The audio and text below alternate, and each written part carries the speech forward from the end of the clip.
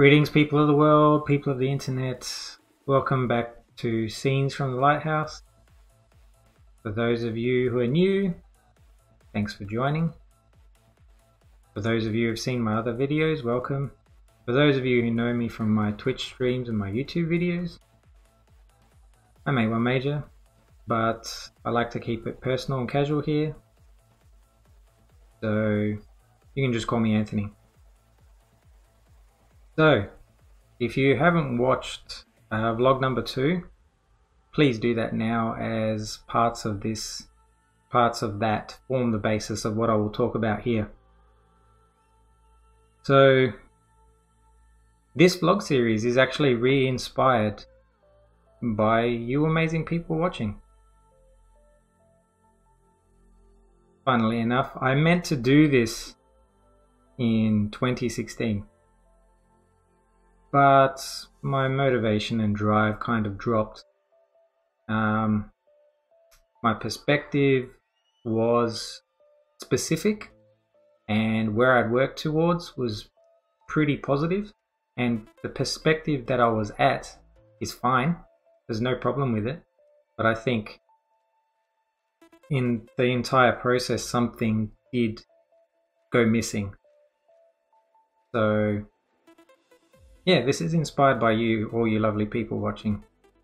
All the lovely friends I've met recently through Twitch Adelaide. So I just want to say straight up, thank you. Because this vlog right here now that I'm actually going to talk to you about is inspired by all of you. So I dedicate this to you, all you beautiful human beings.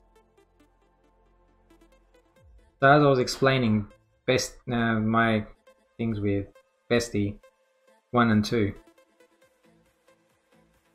So kind of interesting. When I started speaking to Bestie 1 a long time ago, I didn't expect it to go where it did. It was one of those kinds of things where when we started talking, it's just like naturally I'd been talking to this person for my entire life and nothing felt out of place. And we used to have like a lot of deep and introspective conversations, and I'd realized that that's what I'd been searching for all my life. And to be able to find someone who was on the same wavelength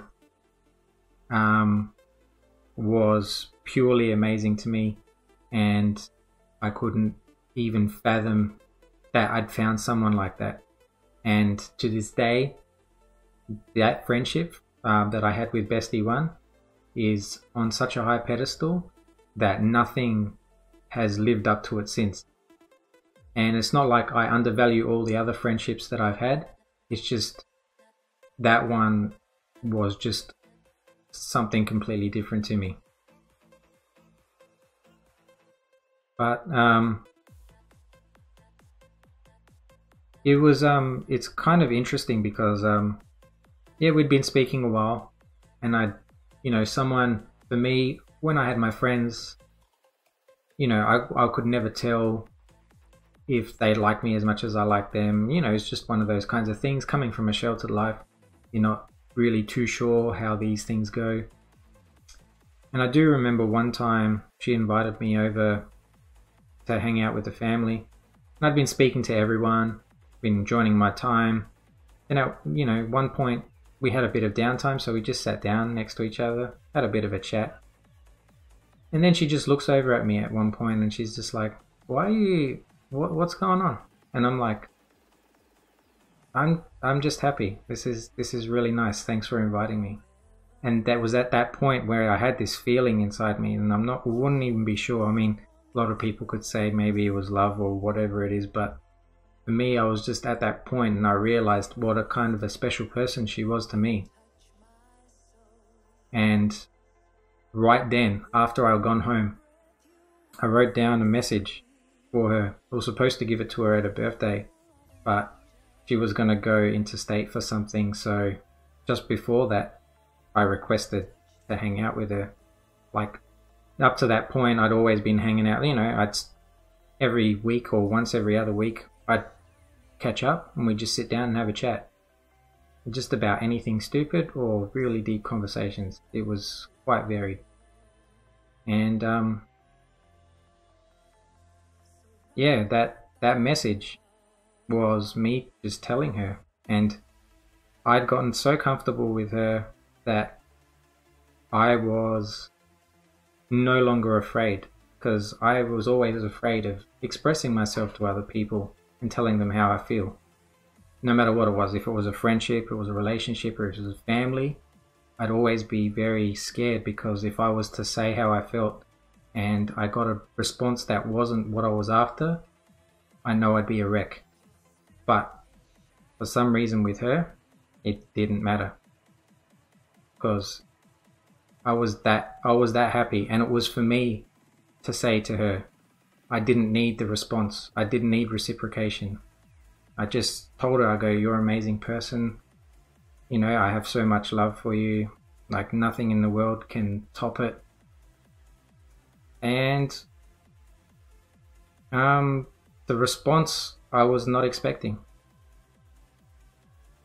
Like, I mean, I'd felt that she felt the same way, but it was one of those things where she said it just reaffirmed everything, and it just made me sing for joy on the inside. It was one of the most crazy feelings. And, you know, so the friendship just got stronger and stronger and stronger. And there's two moments that stick out. Not that they're the best moments or anything, but two moments I remember. So I remember one time I invited her to go, you know, just for a drive down to Whispering Wall. So there's a place in Williamstown.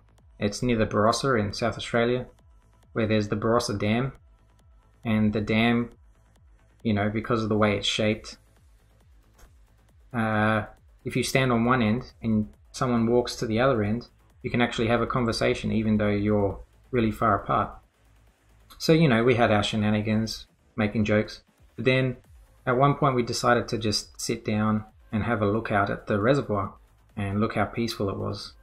And I swear, for 45 minutes, we said nothing. But for me, it was better than a lot of conversations I've ever had in my life. And again, it was one of those moments where she just looked over and she's like, "What's up?" Like, okay, nothing, I'm just happy. And then on the drive home, we just resumed with our shenanigans and started making jokes.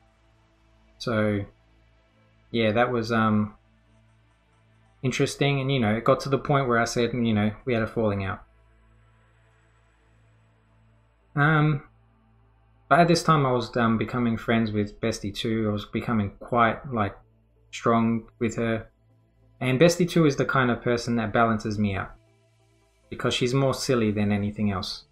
And for me, it's getting me out of my skin, because I'm quite serious. A lot of people know that I'm quite serious, but this was, to me, a way of just making sure that I would never be stuck and not always serious. Because, you know, life in just one way is not going to be the best.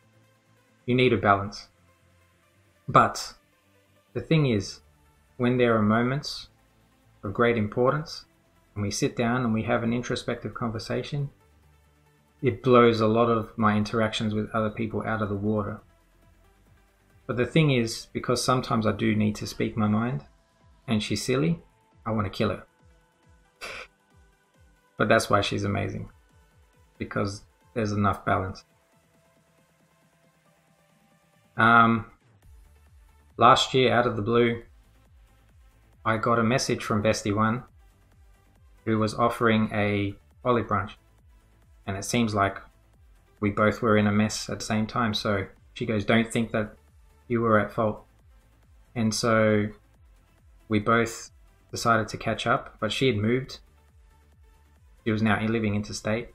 We decided to catch up and we made amends.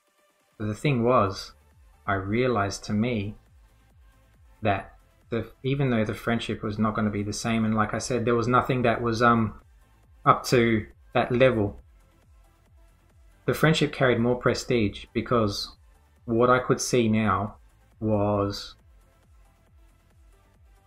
the whole thing. I saw her from when I first met her, when she was just like a young girl, to this pretty amazing woman.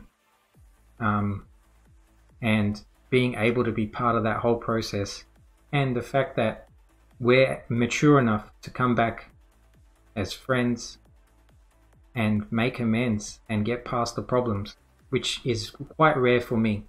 A lot of the time when those things happen, people don't ever come back. If I'm at fault and I say sorry, I don't expect the person to magically go, yeah, we're friends again. No. But for this to happen with this person was groundbreaking for me, and it restored my faith in humanity.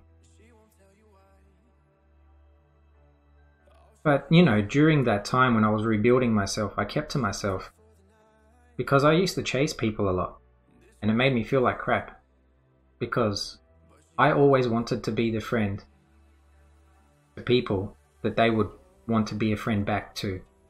But that's sometimes too much. And I even started to get to the point where I could justify myself with my actions. So if someone ever did me wrong, that was enough of a reason for me to go, well, we don't need this in my life. I'm in a positive mood. If this person's not going to put in and I've done what I need to, there's no need to go any further. I don't know what they're going through. I'm not going to judge them. I don't know, but if I don't get a response. So if I send someone a message and they don't respond in like a couple of days, weeks, a month, and I've known them for 10 years and they consider me to be a really good friend, come on, please. I don't want an hour-long conversation. I just want to make sure they're okay. I haven't spoken to them in ages. Just let me know things are good. That's it. That's all I need. If you want to talk, good. I'm up for that too. And so, yeah, I was justifying myself. But what I realized during the rebuilding process is because I'd cut out so many people, I was starved of introspective conversations. I was starved of using my thought process of these kinds of things. I'd backed off quite a bit. And during this time, my friend Ron, I think a lot of people know, he goes, you want to join Twitch Adelaide? It'll be good for your Twitch channel and, promo. And I was super hesitant for that reason. Because, I've been through a lot and seen so many people like treat me like crap, even though I'm no longer a doormat. I used to be a massive doormat and I let people just walk all over me, but I've got more self-respect and I'm more sure of myself that I won't let that happen. But at the same time, I'm still human. And so I was still hesitant. But once I joined, it's been nothing short of amazing. And I'd like to say that I've made some pretty, decent friends. It's been a short time, but I'd hope that it continue and we'd become good friends. And, it's something that I wouldn't ever picture. But the thing that makes it for me is everyone pushes me to be a better version of me. And people, part of this community, you guys know who you are. You got faith in my projects. You want me to succeed. I can't speak more highly of that because that's more than what some of my friends do for me now. And I've only known you guys for a month. And I'm completely taken aback. It's why, everyone's nice. I understand. But for me, the reason I was saying, I can't believe everyone's so nice is I don't get that type of treatment. And I'm not using it as a means of feel sorry for me. No, this is just a realist view of the world. Maybe I haven't been hanging around the right people, but how do you know? And Bestie won a long time ago. But after we made amends, we had a sit down. And I was telling her, I go, since us falling out, I haven't been able to have a conversation like this with people. I haven't been inspired. Nothing's pushed me forward to make use of my thoughts and, think deep and, push push my mind past, you know, past its confines. And she's like, you'll find people at some point. And I never thought that it would happen, but I'm starting to see it now. But yeah, that's pretty much all I wanted to say. I've spoken to many of you. I've yet to meet a lot of you, but like I said, hopefully we could be friends in the future. And maybe that was the extra balance that I needed. But again, thanks for watching, guys. Again, if there's anything that you want to talk about, you can message me direct. You can comment under the video. I'm sure I'll get to everything. I usually do. You know, if you like the video, just you know, give it a thumbs up. And if you want to see more content, you can always subscribe to the channel. There'll be more videos coming. But thank you, guys. Until next time, peace.